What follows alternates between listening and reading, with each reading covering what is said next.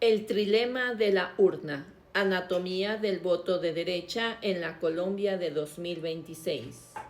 Rebelión.org, pluma Juan Zair Naranjo Cáceres.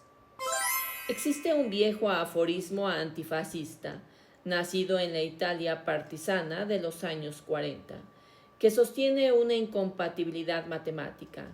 Inteligencia, honradez y fascismo no pueden coexistir en una misma persona. Quien apoya un proyecto fascista, decía el silogismo, solo puede hacerlo siendo rico y por tanto interesado, siendo malvado y por tanto indiferente al sufrimiento ajeno, o siendo ignorante y por tanto incapaz de ver lo que respalda.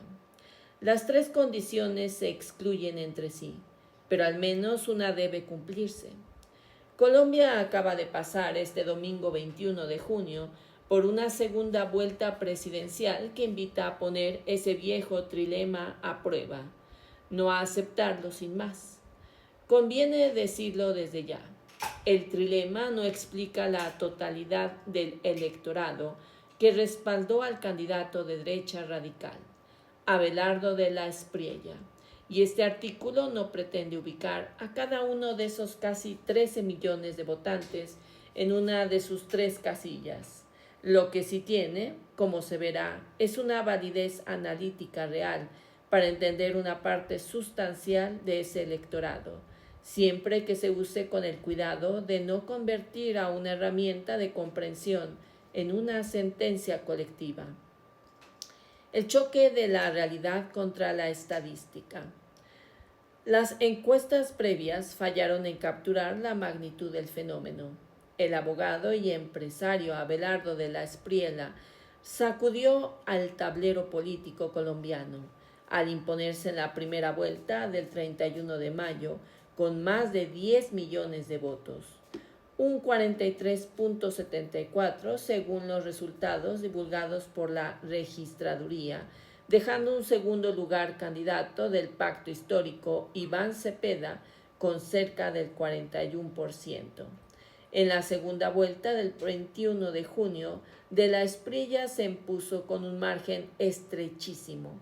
Según el conteo preliminar de la registraduría, obtuvo 49.66 de los votos, cerca de 12.96 millones, frente al 48.70 de Cepeda, de 12,71 millones, una diferencia apenas de 250.000 sufragios, equivalente a menos de un punto porcentual.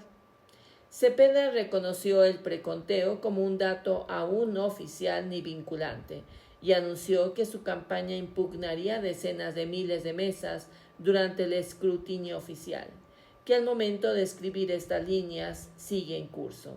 El presidente Gustavo Petro, por su parte, pidió impugnar las mesas cuyos formularios se habían cargado sin la firma de los jurados. El resultado, en suma, está prácticamente decidido en favor de la Espriella, aunque la proclamación formal dependerá del escrutinio de los jueces. Todo esto ocurre en un clima de polarización extrema que el propio presidente Petro alimentó al calificar públicamente el proyecto de la Espriella como un fascismo mafioso, el mismo que según el mandatario gobernó el país durante la presidencia de Álvaro Uribe del 2002 al 2010. El desenlace tuvo además una resonancia regional inmediata.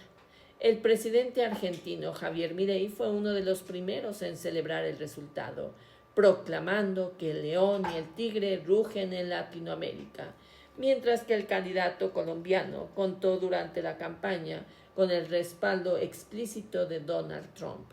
Para la izquierda y los sectores liberales colombianos, el ascenso de esta nueva derecha radical, que desplazó incluso al uribismo tradicional como representante de la oposición a Petro, resulta difícil de digerir. ¿Cómo puede un proyecto con propuestas e ideas claramente fascistas conquistar a casi la mitad del electorado colombiano? El viejo aforismo italiano ofrece una tentación analítica inmediata, pero como toda tentación merece ser examinada con cuidado antes de aceptarla. Conviene además resistir una falsa equivalencia que ganó terreno durante la campaña en buena parte de la prensa y de los sectores de centro y de cierta academia complaciente, cuya neutralidad aparente no siempre es tan desinteresada como pretende, la de presentar esta segunda vuelta como un enfrentamiento entre dos extremos simétricos. No lo era. Cepeda representa un proyecto progresista dentro de los márgenes de la democracia constitucional colombiana. De la Espriella representa con propuestas que incluyen la salida de Colombia de la ONU, de la OEA y de la Corte Interamericana de Derechos Humanos, la eliminación de la Jurisdicción Especial para la Paz y la construcción de cárceles aisladas inspiradas en el modelo de Nayib Bukele en El Salvador, una derecha genuinamente extrema y de tendencias abiertamente antidemocráticas. Tratar ambas candidaturas como espejos uno del otro no es neutralidad, es en la práctica una forma de deshonestidad intelectual. Y aquí vale recordar una idea que el arzobispo sudafricano Desmond Tutu formuló en el contexto del apartheid. ¿Quién es neutral ante la injusticia ha elegido, de hecho, el lado del opresor? Buena parte de los sectores de centro e independientes colombianos optaron por una posición aparente equidistancia frente a un proyecto autoritario, y esa equidistancia, lejos de ser un gesto de prudencia cívica, terminó funcionando como una forma de complicidad pasiva. El desglose analítico, 4 condiciones, un mismo voto.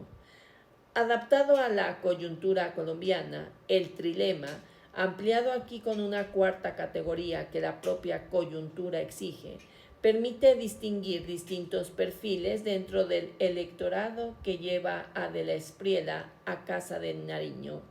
El voto del rico, entre comillas rico, interés material y pragmatismo de élite. Aquí se ubican las élites económicas, los gremios corporativos y los sectores de mayores ingresos. Su respaldo a la derecha radical es racional y predecible. Buscan seguridad jurídica, reducción de cargas fiscales y un freno a las reformas sociales del gobierno de Petro. Para este sector, el autoritarismo no es un defecto, sino un costo aceptable para salvaguardar privilegios de clase. Es, en sus propios términos, un voto honesto. Defienden exactamente lo que poseen. Y lo que poseen es mucho, según el más reciente informe de desarrollo humano del Programa de las Naciones Unidas para el Desarrollo. Colombia es el tercer país más desigual del planeta por concentración de ingresos, solo detrás de Sudáfrica y Namibia, con un coeficiente Gini de 54.8. Esa concentración de la riqueza no es un dato abstracto, es la base material, concreta, sobre la que sostiene el voto de élite. La teoría política comparada lleva décadas advirtiendo que en sociedades muy desiguales, las élites temen a la redistribución y a menudo prefieren resistirla antes de ceder ante ella, incluso a costa de la estabilidad democrática.